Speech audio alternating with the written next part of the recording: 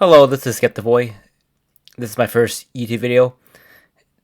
It's probably gonna not be that great, but I kind of always wanted to start a YouTube channel to sort of just express ideas and share some thoughts. I'm not an expert in that much. I'm not like a PhD. I went to college, but it was for something not really relevant. But I share my thoughts. It's probably gonna suck, but I have a little stutter. But let me go with it. So oftentimes I hear 12 sort of common, let's say, arguments or statements against atheists by Christians or some theists that I know or I've seen online, and I kind of want to just review them one by one. So first of all, we have to ask what atheism is, right? Atheism is simply the lack of belief in a god or gods. It's not, so basically when we hear, there's a god or there's some sort of deity out there somewhere, we simply just lack a belief in it. It's not really a position. It's not like It's not worldview. It's just we find just no evidence for these claims. What atheism is not is the claim that God definitely does not exist. I mean, sure, no one can prove that there's no spaghetti monster flying around the solar system.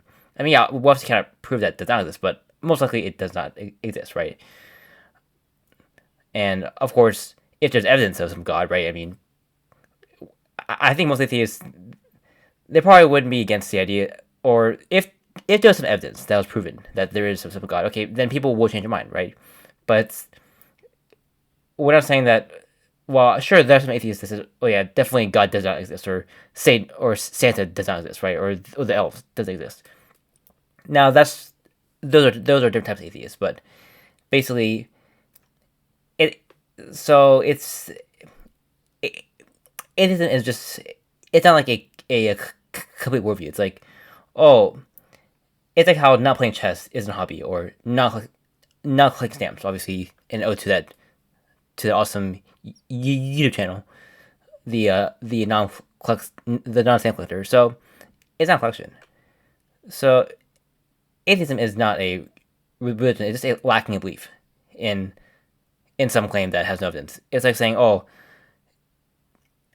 are you an atheist about the Loch Ness monster?" And we're atheists about Bigfoot, right? I mean, could there be Bigfoot? Maybe, but there's no evidence right now, unless it's proven. Oh well, but that's about animals. Well then, but that being said, these thing about giant creators of the universe. I mean, there's just no evidence of that, and people speculate. But and of course, it's like, oh, you're just angry like Redditor. I mean, these are just at-home attacks. I mean, of course, there are people that are angry, but a lot are angry because oftentimes they suffer trauma, abuse from these people that are religious, and a lot of gaslighting too. Of course, it doesn't justify all anger, right? I mean, but there's some understanding, and no, atheism is not radical skepticism. So I heard it's like, oh, if you're an atheist, therefore you are skeptical of everything. I mean, that's not true. It's we live life to survive, and we do believe in a lot of things just to live, right? I mean, we're not out there just being radical skeptics or postmoderners. I mean, although those two are kind of different, but they're similar. Atheism is not the same as postmodernism. Now, of course, I think almost all postmodernists are probably atheists, but that's a completely separate philosophy. That is not atheism per se. And of course, in atheism, generally they assess something if it's repeatable without evidence.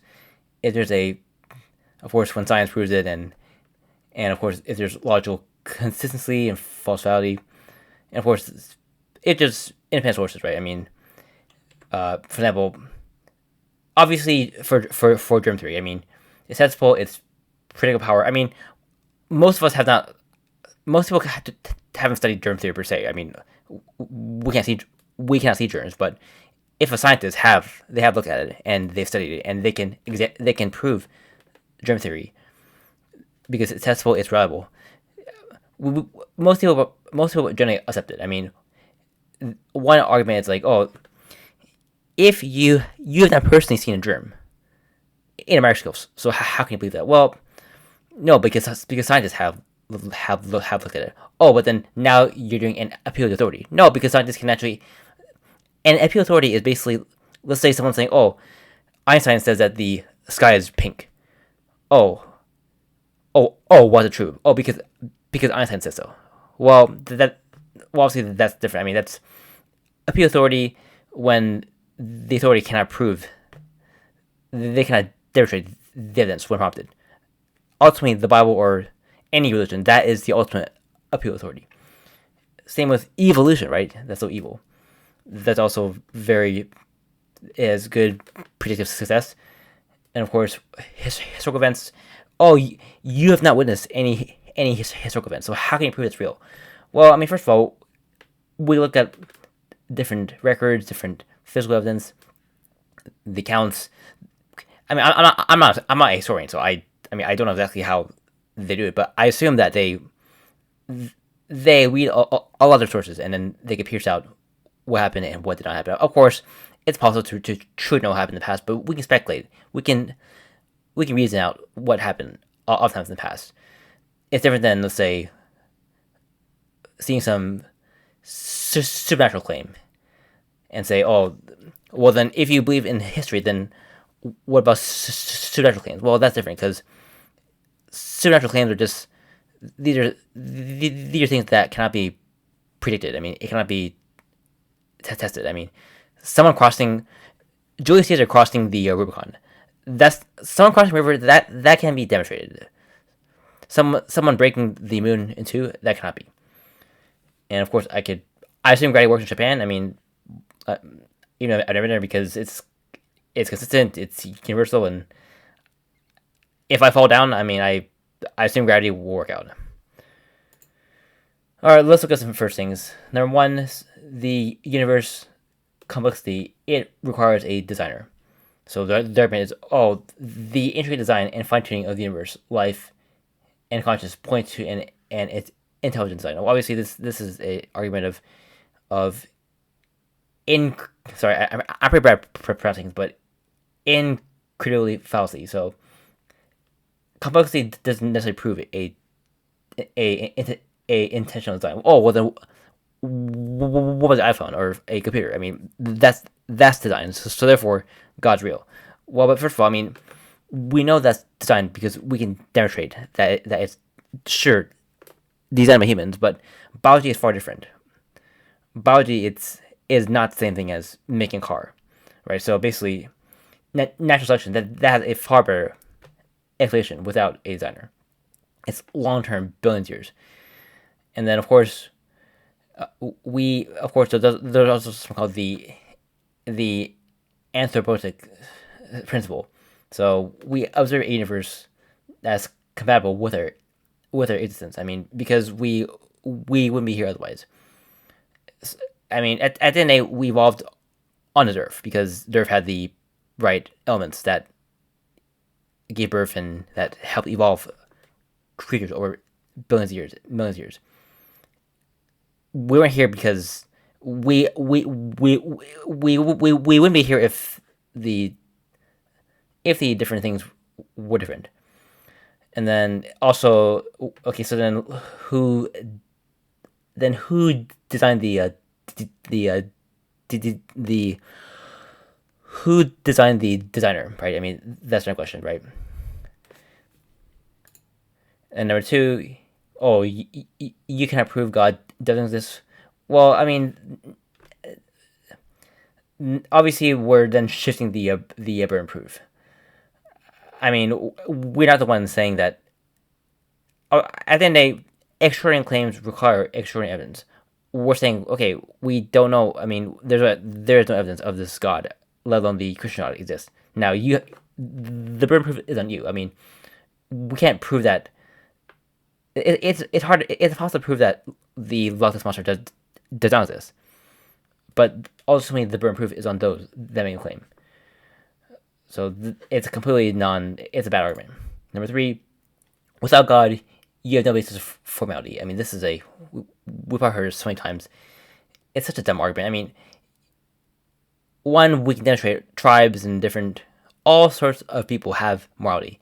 It's through reason. It's through social cooperation, and because we have pain and suffering, when tribes have to sort of cooperate in order to survive, right? That's where we use with empathy, and we reason these that we have rules that serve ensure that the tribe can survive. And I think that's been definitely demonstrated. I mean, furthermore, you also have the famous Euphrado dome. I mean, for example, is something more because God commands it, or does God command it because it's moral, right? Now, of course, Christians say, "Oh, God is love, and God is love, or God is good, God is goodness." Well, but the problem with that is in the Bible, there's plenty of times where, let's say, there's slavery, there's God ordering the genocide of tons of people. So then that's good because God said that. I mean, you use morality and use reason to say, hey, genocide is probably wrong. I mean, of course, back then, past, there were a lot of tribal issues, and it's hard to say if we would have done differently, but there's context. I mean, you don't need God to be moral, and of course, there's a lot of secular places like Denmark and Northern Europe. They're very secular, but they're very moral people, based on just tons of evidence, and they're not going around just mass killing anyone. And now you can say, oh, well, then they got their morality from Christianity. I mean, maybe a little bit, sure. I mean, I'm not going to deny that. I guess religion can influence things, but at the end of the day, even though they leave Christianity or they don't believe in God anymore, they still hold to these beliefs. And therefore, oh, what if you're wrong? I mean, what if I'm wrong about Islam, Hinduism, Zoroastrianism? Either way, I mean, if one, there's no evidence of hell, and two, I mean, there are tons of theories about what people speculate about what happens after we die, and okay, so what? I mean, there's no either way. If the Christian, if Islam's true, then they're going to and Islam hell. So it's not an argument. It's bad. Number 5. Oh, look at the miracles. Science proves God. No, I mean, at the end of the day, science studies the natural phenomena through testable hypothesis. And of course, there are tons of various anecdotal miracle accounts. I mean, okay, sure, but oftentimes they're all throughout the world, and they all involve various different religious sects.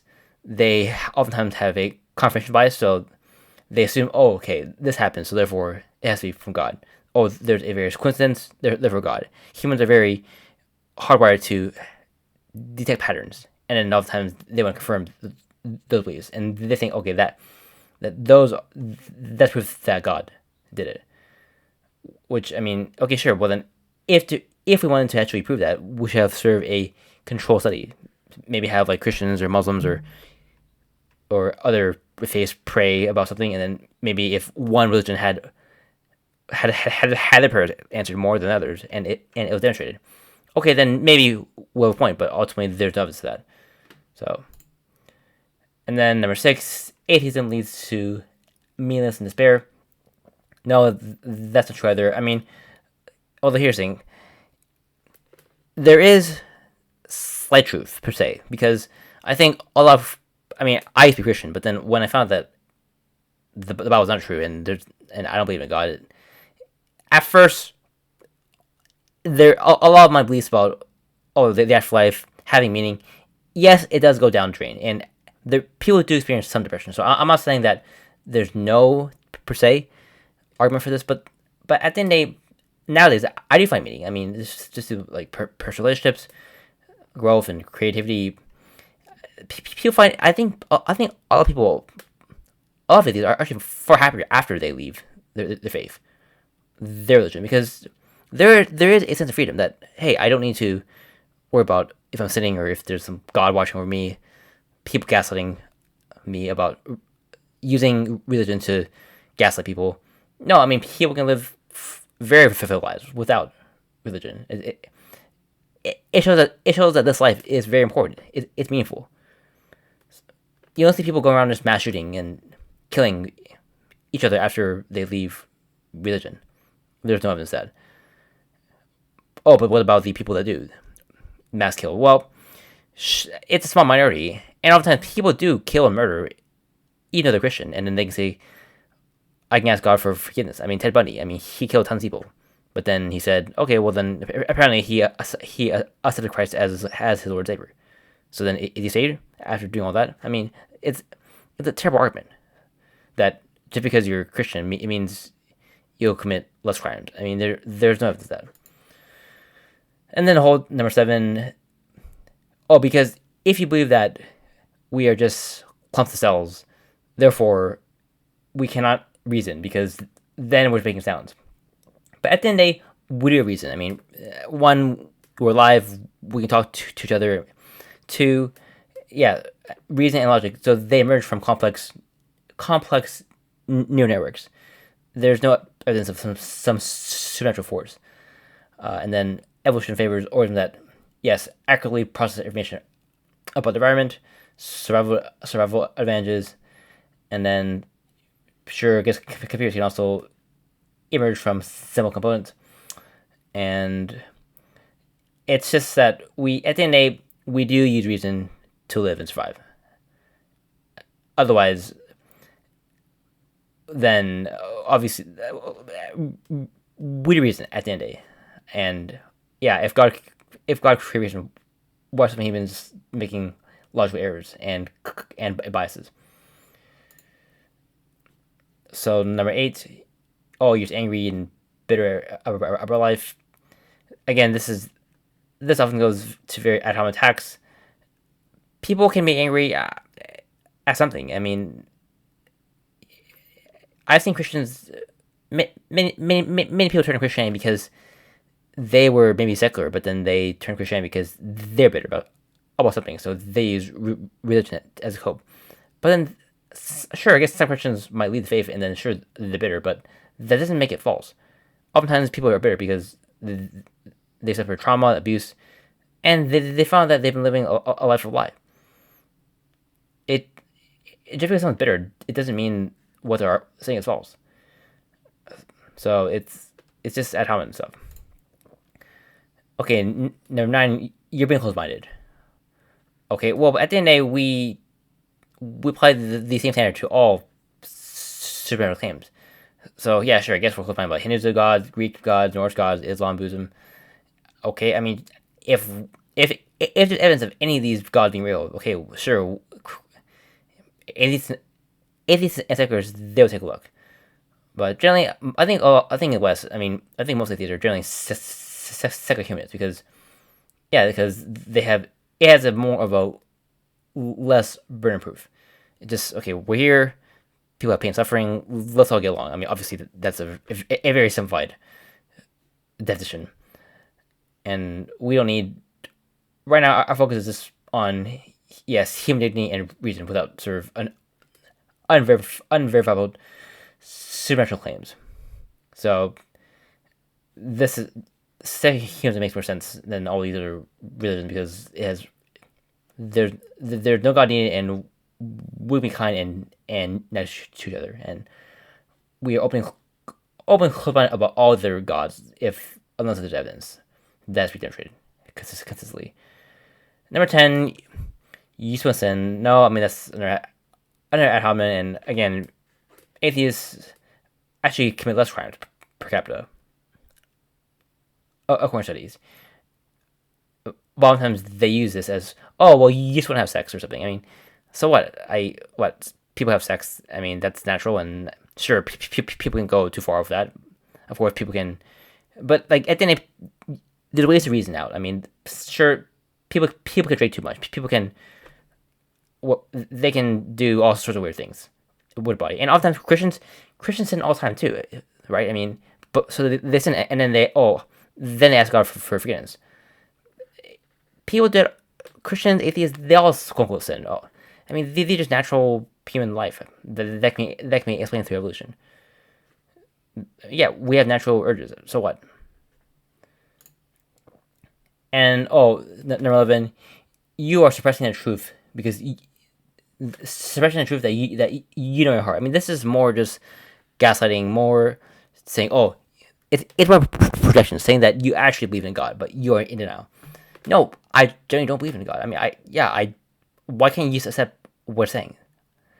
Oftentimes, it's a projection. It is all projection. It's the atheists, or no, excuse me, it's the theists suppressing their doubts. So it's just so, yes, it's so presumptuous to tell someone what they really believe. I mean, it's just not a argument at all. And last number 12. Okay, so now you reject God's truth for worldly afflictions. I mean, this is a whole that because we reject God, therefore we turn to the world. I believe there probably says some verse in, like, I think John or Romans, that the world's so bad, but then turn to God, not the world. No, but at the end of the day, what if the world is correct on, like, science is correct, that evolution, these are testable. These are just there's more evidence to these theories than younger creationism or other beliefs. So yeah, so science can offer the best evidence-based understanding versus ancient texts, and traits like altruism, these emerge naturally through evolution.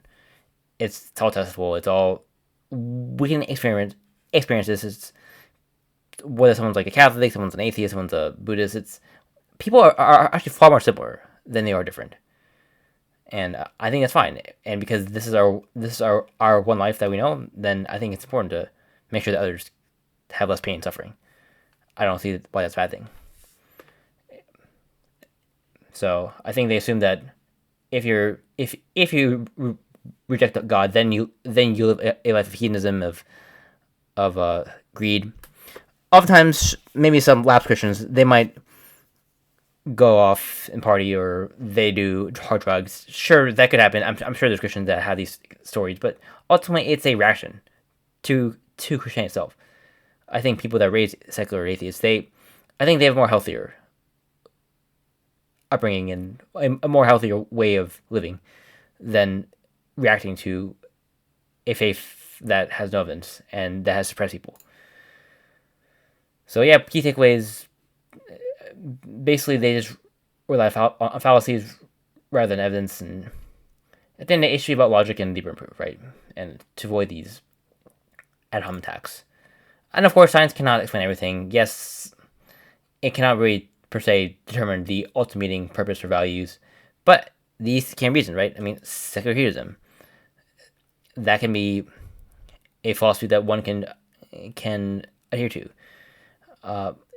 Ultimately, I think these big questions, like why are we here, or how? I mean, obviously, we have not. For example, Christians say, well, then abiogenesis that has not been fully tested yet. Okay, fair enough, but scientists have looked to it, and they have had interesting testable experiments that have demonstrated some findings. And sure, maybe we'll never know, but we don't know yet. This is a big one. We don't know yet does not equal therefore God did it. That's purely God in the gaps. It's like people thought that lightning was from God, or illness was from Satan. At the end of the day, what's wrong? We don't know yet. I mean, why is your consciousness? Well, I mean, there are definitely some scientists that had definitely looked at, but it's probably due to just the brain got much bigger after it evolved due to us eating meat and the fire. I'm not a scientist, but scientists have looked at the different skull shapes and the brain. So I know I'm not really a scientist, so I don't know this stuff in detail, but others have looked into it. So, and ultimately, it's like, okay, we don't know yet. I mean, why is it not a good answer? I mean, Christians should say, okay, Christians are so for certain that it's God, that it's their own religion.